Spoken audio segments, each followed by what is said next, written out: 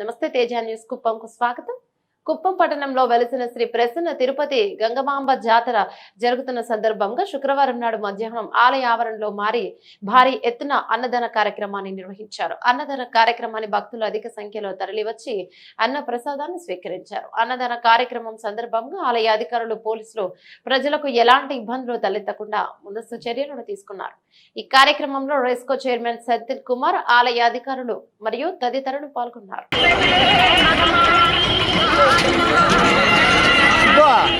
ఎలక్షన్లో బలేసి